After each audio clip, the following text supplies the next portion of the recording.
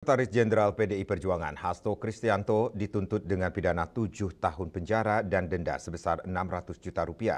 Jaksa penuntut umum pada Komisi Pemberantasan Korupsi menilai Hasto telah terbukti melakukan tindak pidana suap dan perintangan penyidikan perkara kasus Harun Masiku. Dalam sidang pengadilan tindak pidana korupsi atau Tipikor, Sekretaris Jenderal PDI Perjuangan Hasto Kristianto dituntut dengan pidana 7 tahun penjara dan denda sebesar Rp600 juta. Jaksa penuntut umum pada Komisi Pemberantasan Korupsi menilai Hasto telah terbukti melakukan tindak pidana suap dan perintangan penyidikan perkara kasus Harun Masiku.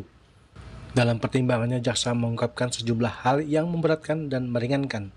Keadaan memberatkan adalah perbuatan terdakwa tidak mendukung pemberantasan tindak pidana korupsi dan terdakwa tidak mengakui perbuatannya.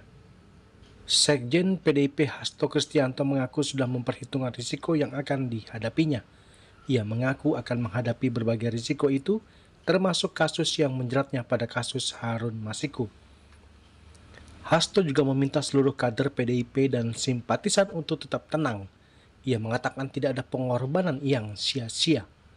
Jaksa meyakini Hasto bersalah melanggar pasal 21 Undang-Undang Tipikor, Junto pasal 65 ayat 1 KUHP, dan pasal 5 ayat 1 huruf A Undang-Undang Tipikor, Junto pasal 55 ayat 1 ke 1 KUHP, Junto pasal 64 ayat 1 KUHP.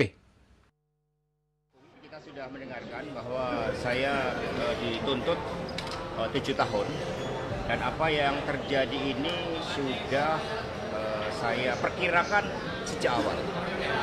Ketika saya memilih suatu sikap politik untuk memperjuangkan nilai-nilai dan demokrasi, memperjuangkan hak kedaulatan rakyat, memperjuangkan pemilu yang jujur dan adil, serta memperjuangkan supremasi hukum, agar hukum tidak digunakan sebagai alat kekuasaan.